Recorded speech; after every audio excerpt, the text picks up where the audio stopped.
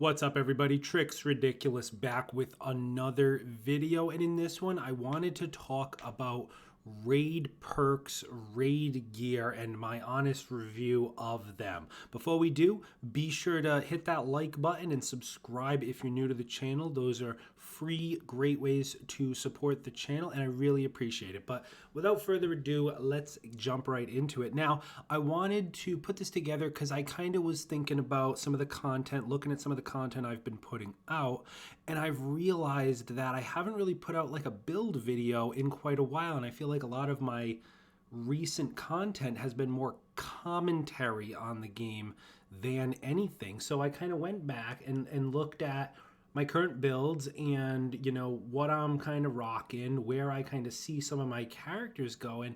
And honestly, I don't really see much. And I think that's pretty unfortunate. And that's kind of what pegged me to make this video now. So when you look at the raid perks, I'll be honest, and I think I'm seeing this from a lot of other players in the community, you know, maybe not intentionally, but it just seems to be the way the cookie is crumbling, is that a lot of people aren't really utilizing a lot of the raid gear, right? It seems like a lot of people are just, you know, maybe if they had extremely good builds prior to the raid dropping, they're really just using the raid gear as infusion fodder and just bringing their current gear up to the highest stats, right, and the highest power level. Now, honestly, in my opinion, I mean, this is something that's happening to me as well. I'm finding that a lot of my builds aren't really changing. The raid gear is not fundamentally changing how I'm playing the game in any way. So I kind of wanted to talk about each of the perks because I was kind of, you know, fiddling around trying to really force them all to work, and I'm unfortunately really not seeing too much. So the first one I wanted to talk about is Sonic Conduit. Now, Sonic Conduit, if you don't know, when you're near a Sonic status effect, if you have the Sonic Conduit perk on, you become a sender of the Sonic Conduit, and all of your nearby teammates, which it is a pretty far range, will become receivers of Sonic Conduit. And there's other ways to proc this. It doesn't have to be from the, from standing next to Sonic. There's, you know, killing guys that are affected by Vibranium is another good way to trigger it. So it can be triggered.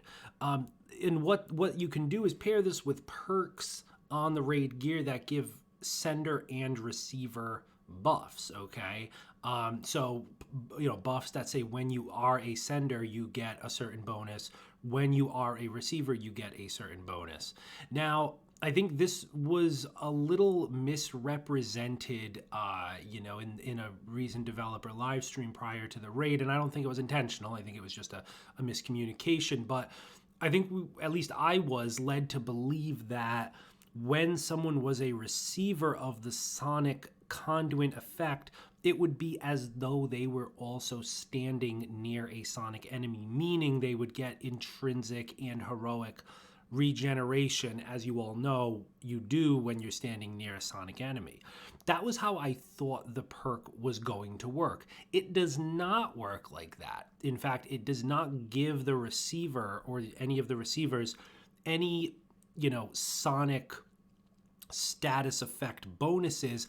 All it does is trigger the sender and receiver perks. So if you're not using any of the sender or receiver perks, or the person who is being sent to or, you know, receiving is not using them, it is completely useless. It does not do anything.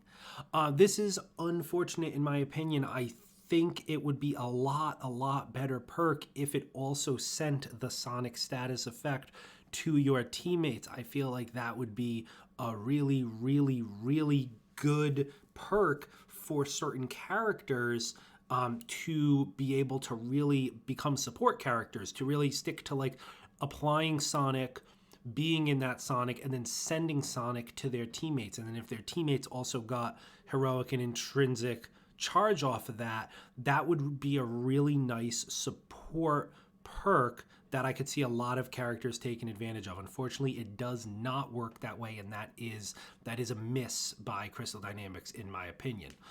The next perk I wanted to talk about is the status leak. Now, there's a couple of different ways it can come. The kind of I guess 4 different elements. There's Vibranium, cryo, and shock, and they can apply whether you're attacking a Vibranium guy or a Sonic guy, or I think a shock or a cryo, depending on how the piece rolls. Now, this you've probably seen, and I'm not, trying to knock anybody with this, but you've probably seen, maybe some other content creators in a harm room showing a clip of, how you can get this to proc and just wipe out a whole crowd of enemies in one go. And that is cool, but I do feel like that's a little, not necessarily usable outside of a harm room. I think it's easy to get a lot of enemies, grouped up close together in a harm room, but it's not super practical outside of that. The status leak itself doesn't do any damage really, and it really, or very minimal damage, and it does not really apply a lot of status effect. For a general, a hit from it, it really only gets it maybe a third of the bar, maybe a half a bar if you're lucky. And the range isn't that good. The enemies really have to be right on top of each other for it to send over. So in my honest opinion, I mean, maybe you guys have more practical uses for it, but from what I've experienced, it does not seem like a very useful perk to me. I feel like there's a lot better perks you could have, just more generic perks, things like Jarvis Barrier, Heroic Charge Burst, defense buff, damage buff, name your perk. I feel like a lot of things are better than any of the status leaks, just because, like I said, the range isn't very good, the amount of status isn't very good, and there's really no damage to it. All right, and then going over to, the other kind of, I guess I'll say, big perk that people are talking about is Perk Breaker. Now, I have yet to get Perk Breaker to work really effectively at all. Some people go so far as to say it just doesn't actually work. I have made builds that use payloads and status leaks that have double Perk Breaker on them, and you get basically no damage. The payloads do so little damage anyway compared to any other damage you would do in this game that to me they're completely unusable.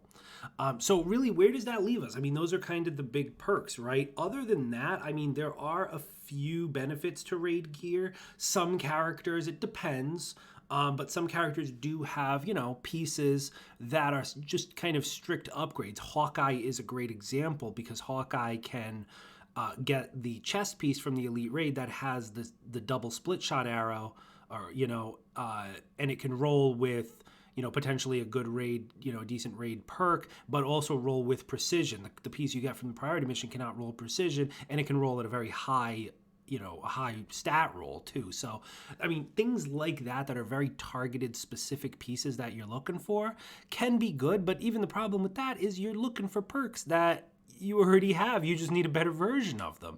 So to me, that's not really new gear, in my opinion.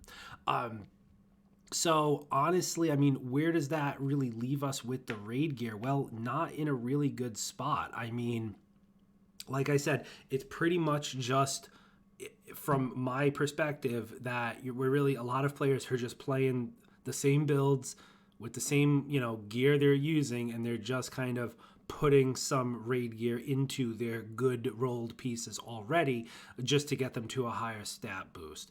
It doesn't seem like any of the raid gear, even if some of it, you might throw a piece on here or there, maybe because it's got a better roll than your other random roll, but it doesn't seem like any of the raid gear is fundamentally changing any builds, right? You might get, like, let's say you like status leak, right? Maybe you get a status leak on a perk slot that you weren't really utilizing otherwise. It's a decent addition to your build. That's fine, but I assume your character is probably still playing the same way. They just also happen to have this in their arsenal.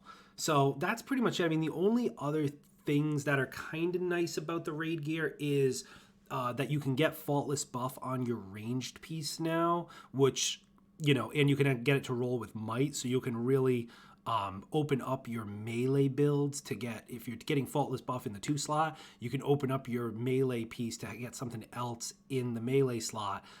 That's a pretty good buff to melee in general. Still not enough. I'm not saying that melee's in a good spot in any way, shape, or form, but that's kind of a cool thing.